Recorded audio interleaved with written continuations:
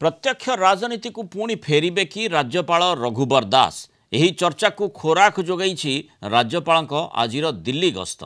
गतकाली Jharkhand BJP प्रभारी तथा आसाम मुख्यमंत्री ओडिशा आसी राज्यपाल रघुबर दास को भेटिथिले। ए भेटघाट पर आहुरी चर्चा बढ़ी किंतु यहाँ खंडन करथिले आसाम मुख्यमंत्री हिमंत विश्व शर्मा। साक्षात पछरे झारखंड राजनीतिर संपर्क नाही बोली से कहिथिले। किंतु गतकाली ओडिशा रे राज्यपाल रघुबर दास को आसाम मुख्यमंत्री भेटिबा और आज राज्यपाल दिल्ली गस्त करिबा परे ए चर्चा को आहुरी बढ़ी देछि। 2014 2019 पर्यंत झारखंड मुख्यमंत्री थिले राज्यपाल रघुबर दास। झारखंड राज्यर से 2 थर बीजेपी सभापति थिले। जमशेदपुर ईस्ट विधानसभा आसन से 5 थर विधायक भावे निर्वाचित होइतिले। आगकू झारखंड निर्वाचन रही विधानसभा निर्वाचन को नहीं झारखंड राज्य राजनीति तेणु सरगरम। एतिक बेले आसाम मुख्यमंत्री तांकू गतकाली ओडिशा रे आसी भेटिबा एवं आज दिल्ली गस्त करिबा परे राज्यपाल रघुबर दास पुणी थरे प्रत्यक्ष राजनीति को फेरिबा नहीं चर्चा जोर धरिछि। Kalinga TV senior correspondent Pritikant Nayak आम सहित जोड़ी होइछन्ते। अधिक आलोचना करिबा। प्रीतिकांत, राज्यपाल रघुबर दास पुणी थे प्रत्यक्ष राजनीति फेरवा को नहीं जो चर्चा जारी रही जो घटनाक्रम संपर्क में दर्शकों को कहते बीजेपी गोटे बड़ गोटी चालना झारखंड परिप्रेक्षी में जो निर्वाचन आग को रही गोटी चालना करने को जाऊँगी कि देखो बर्तमान झारखंड राजनीति जहाँ रही पाणीपाग रही जदि आप देखिए सहित ओडिशा को नेतांकर जो रही अर्थात आसाम मुख्यमंत्री तथा झारखंड बीजेपी प्रभारी हिमंत विश्व शर्मा से गतकाली ओडिशा आसवा और आज राज्यपाल रघुबर दास दिल्ली गस्त करवा ये सबू को आपन जदि बिटवीन द लाइन देखिए एथुरु गोटे कथा निष्कर्ष सामना को आसूची जे प्रत्यक्ष अर्थात डायरेक्ट पॉलिटिक्स कारण बर्तमान डायरेक्ट पॉलिटिक्स रे नहांती राज्यपाल रघुबर दास तेणु सी पुणी थे फेरबे कि कारण तांकर जो पूर्व अनुभूति रही अभिज्ञता रही झारखंड राजनीति रे तांकर जो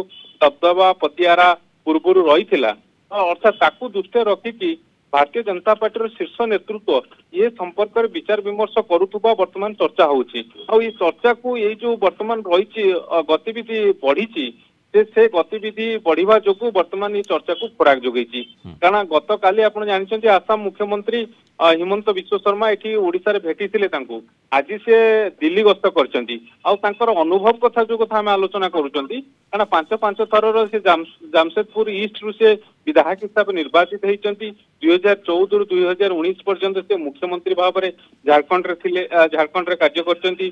तेणु एबे जेतेबेले परिवर्तन गोटे रैली खूब शीघ्र हवा को जाउची झारखंड रे जो ओडिशा मुख्यमंत्री मोहन माझी जाउचंती सेतिर जोग देबा पई तांकर कार्यक्रम स्थिर होईची। तेणु ए सब दिगु को जदि आपण देखिबे विचार को नेबे ताहाले गोटे कथा कुआ जाई परिबो जे जो चर्चा चलीची जे डायरेक्ट पॉलिटिक्स को पुणी थे फेरिबे रघुबर दास ये सेई आड़ को किछि इंगित करूची।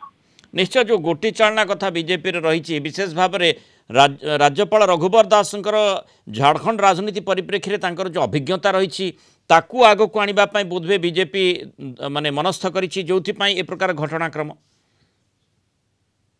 प्रीतिकांत पार्टी हाथ में नहीं अर्थात